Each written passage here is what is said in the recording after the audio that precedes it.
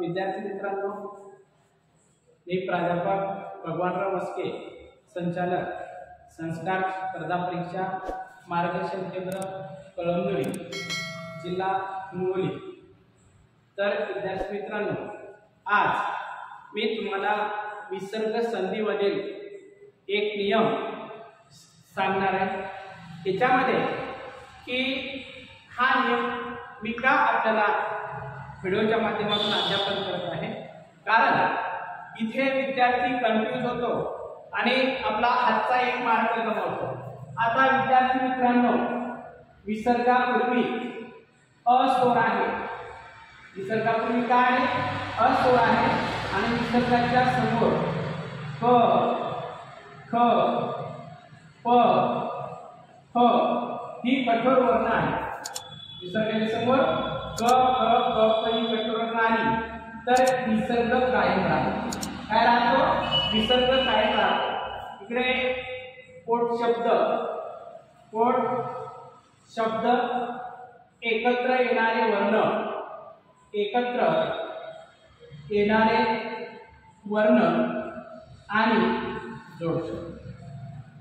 तर विद्यार्थी मित्रांनो, इथे लक्षात घ्या की अद अधिक पतन, अधिक पतन। तर इथे लक्षात ठेवायचे की विसर्गापूर्वी अ स्वर असेल आणि विसर्गाच्या समोर क, ख, प, फ आलं तर हा विसर्ग जसा तसा राहतो। म्हणजे काय होते? अधपतन। जे अधपतनला अधपतन असते। तर विद्यार्थी मित्रांनो, काय होतं? बरेच विद्यार्थी काय करतात? अधोपतन करतात। अधोपतन होत नाहीये। त्यानंतर पहा अधपात, अधपात। आता इथे लक्षात ठेवा की विसर्गाच्या पूर्वी अ हा स्वर आहे, समोर क, ख, प, फ आकृती वर्ण आला म्हणून विसर्ग जसा तसा राहील आणि शब्द राहील अधपात। काय राहील? अधपात।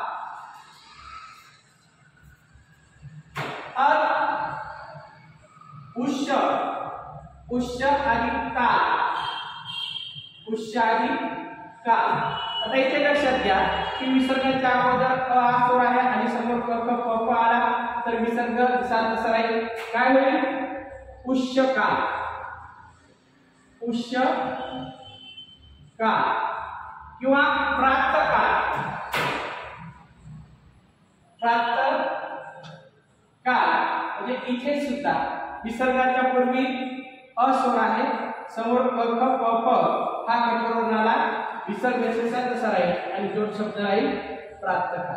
तर विद्यार्थी मित्रांनो, इथे आपल्याला हा नियम निश्चितच समजला असेल। विसर्गाच्या पूर्वी अ स्वर आहे, विसर्गाच्या समोर क, ख, प, फ आला तर विसर्ग कायम राहून संधी होत असतो। तर हा विसर्ग संधी मधला नियम आपणास निश्चित आवडला असेल तर आपण आमचे संस्कार स्पर्धा परीक्षा मार्गदर्शन केंद्र हे YouTube चॅनल सबस्क्राइब करा। हा आमचा व्हिडिओ जास्तीत जास्त आपल्या मित्रांपर्यंत, विद्यार्थ्यांपर्यंत शेअर करा। निश्चित त्यांना स्पर्धा परीक्षेसाठी, शालेय अभ्यासासाठी फायदा होईल। धन्यवाद।